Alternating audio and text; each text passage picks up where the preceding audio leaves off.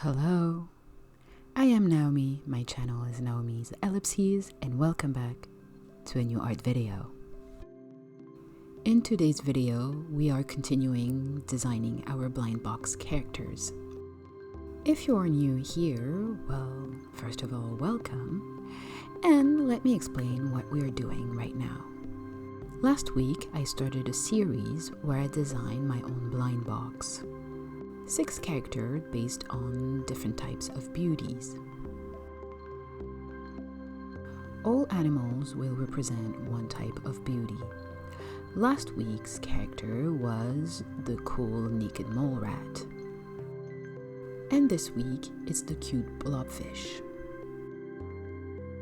But before we go, please consider subscribing, and if you like the video, please leave a thumbs up. Okay, let's go. First, I started on the main character. I needed to look for a position that I like, but most importantly, how would the character look like? As you can see, my first few tries were very fish-like. It didn't have a lot of human characteristics. My issue with that is that all the characters in the blind box needs to be cohesive. And last week, Naked Mole Rat is very anthropomorphic. And my first few designs that were quite frankly just regular blobfish didn't really work. So I added a neck and arms, which makes her look a little bit more like a mermaid.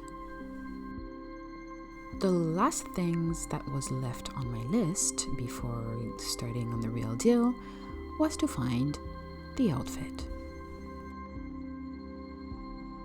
If you watched last week's video, you would know that I found the outfit for the naked mole rat quite easily, even though it's not my personal style.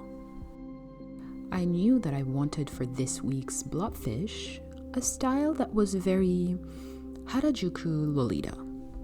My personal style being much closer to this style, I would have thought that it would be much easier for me to find an outfit. But I was quite mistaken.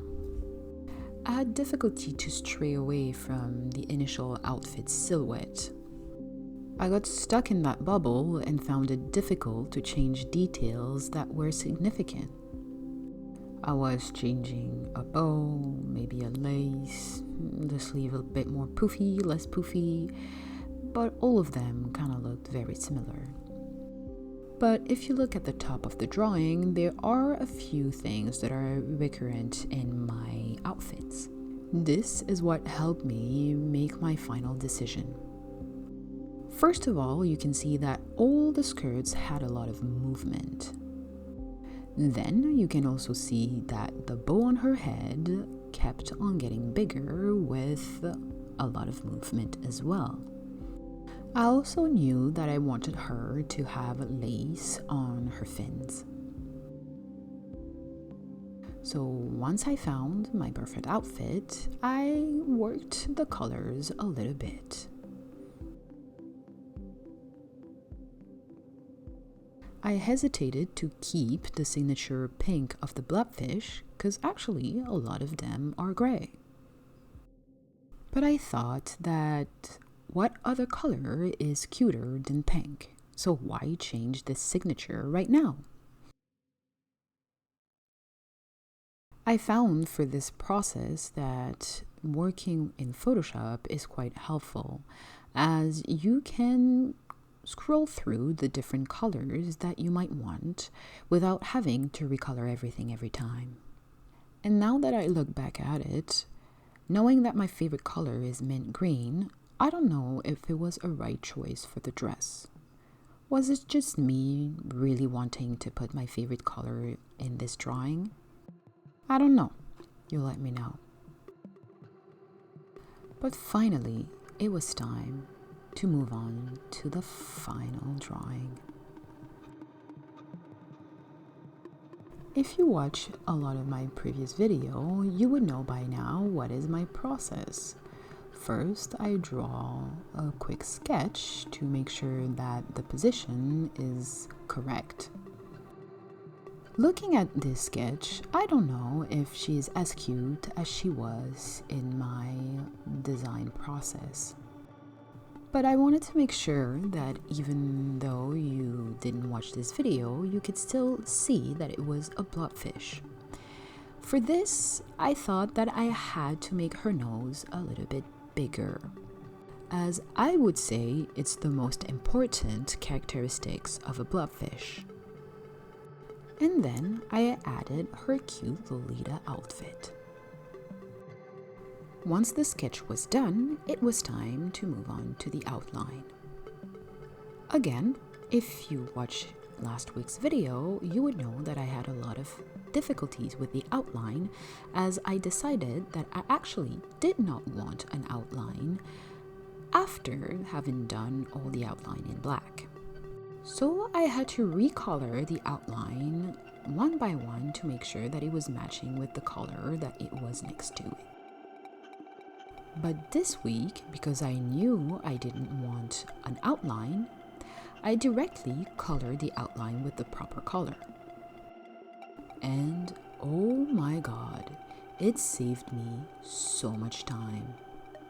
I think you will see near the end, I still had to color some areas of the outline, but it was so much easier because those areas were very small.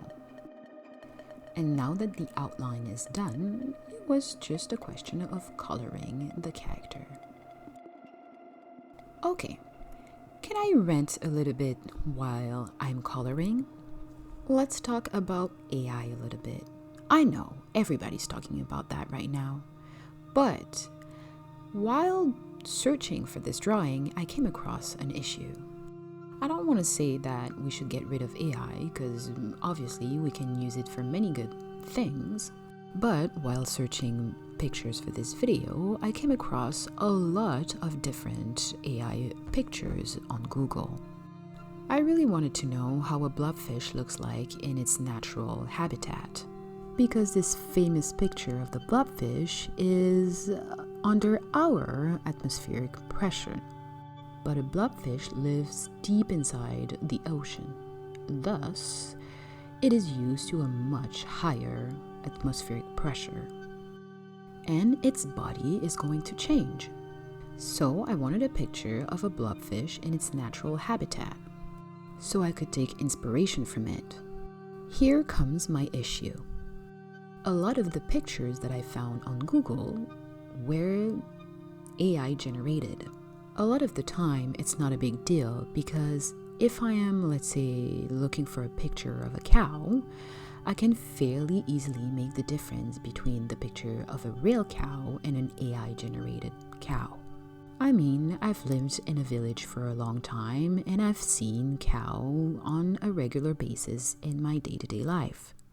But, with fears to shock you, I don't come across a blobfish in its naturally high-pressured habitat on a daily basis. So when it came time to make the difference between an AI-generated blobfish and a real photo of a blobfish, it turned out to be a little bit more complicated. I mean, a lot of them were fairly easily to find which one was AI and which one wasn't, but some others were a bit more complicated, and I really wanted to base myself on a real blobfish. So it took me more time to filter through the pictures that I could use. Again, I'm not saying that AI is bad. I just think that it would be nice that when you Google the picture of an animal, you mostly found the real deal before falling on mostly AI-generated pictures. But anyway, I am done coloring and I am done ranting. So how about we go watch the final result? But before we go, if you want to see the 5 characters to come, consider subscribing, and if you enjoy the video, please leave a thumbs up.